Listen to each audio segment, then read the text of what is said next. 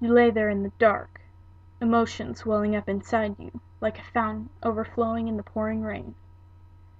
You have awakened from a nightmare of the past, a flashback of your sleep. The lines blur between what happened in the past and where you are now. What you are now. I can't stop it, you think silently to yourself. This isn't just you being upset. This isn't about being dramatic. This is about you being totally crazy. About your past destroying you and ripping you apart from the inside out. You are haunted by things long since past, possessed by a life you should have never lived. There are things from another life and several years in the past. Some would call you crazy if they could see you now, lying in bed with more adrenaline running through your veins than fire in a decrepit, dead, and dry grassy field in the heat of summer. And you lay there. And as you lay there, you remember it all. The blood, the tears, the deep fear. One strong memory, the worst of them, runs across your closed eyelids. You remember the gun he held to your head from that world of madness where his mind resides. Cold, black, metallic. Held by a man that was stronger.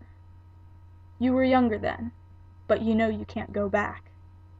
You can't change the past, and you can't erase it from your memory any more than you can remove the scars that your body is covered in. The feeling is suddenly stronger than before. You recognize the feelings right away. You remember all the things you never really had. The things that separate you and your life from average. And you know you can never forget the one item on the top of the list that stands out the most. A father, and a life not like this one. Your heart is still racing, faster than a speeding bullet from a rifle. Your mind is like a train jumping the track, a disaster happening in slow motion as all the memories play back inside your mind. Just stay calm, you tell yourself. You can't take back the past, and you don't have the option to rewrite it. There's a voice screaming in the back of your head, and you can't ignore it anymore. It's always going to be this way. The voice pauses, letting the painful life sentence sink in and annihilate your soul and heart once more. Then the voice continues, and no one is ever going to understand what you're going through. The voice pauses one more time, and then finishes with the crushing blow. No one will understand what you've been through. Never. And they'll all leave just like he did. You lay there, almost silently, hugging your pillow tight and trying to concentrate on the music that you leave on all night, every night, to try and lull you to sleep and keep you wrapped up safe in. But it doesn't always work on nights like tonight. You switch the music to Icon for Hire, to sing you the sweet lullaby of hope that things can get better, even with a past like yours. You're still lying there several songs later, and there's more pain than your broken body and soul should be able to contain. You raise your wrist and hit a button on your watch, illuminating the numbers on the screen. 3:43 a.m. No one will answer the phone, you think hopelessly to yourself. Everyone is asleep, except you. You have to do something to get rid of these horrible, horrible feelings before. You stop. It's too late now to take back the thought, and it comes on its own. Before you hurt yourself, the voice whispers, ever so softly in your ear.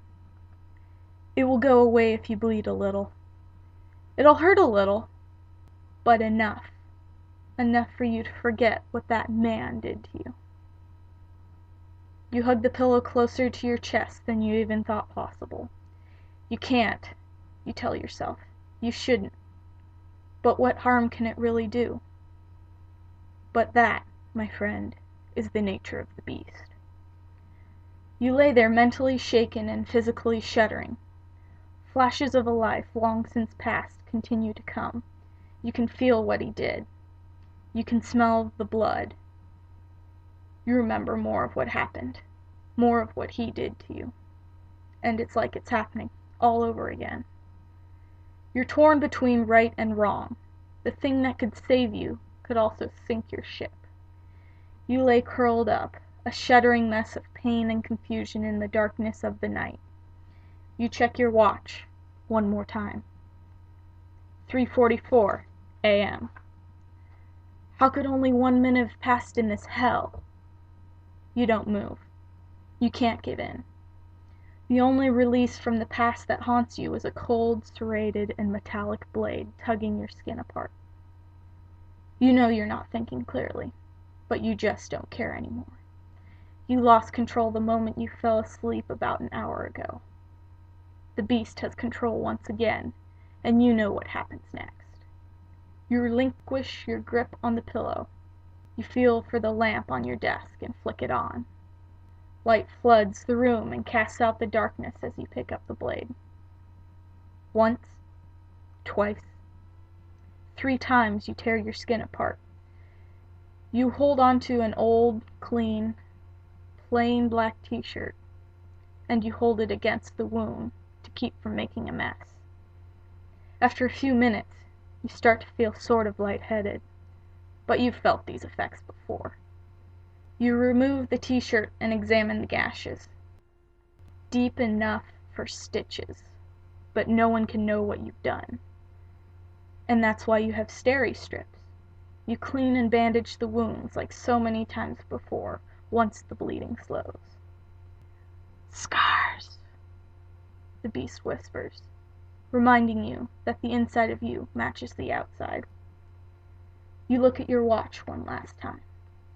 4:06 a.m.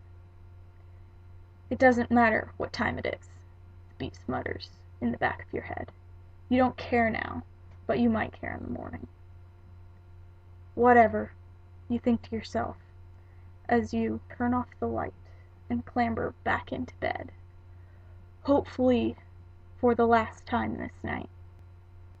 You pray that sleep will come once again and take you away, but the memories of a father who never earned his namesake is gone, and that they will stay in the past.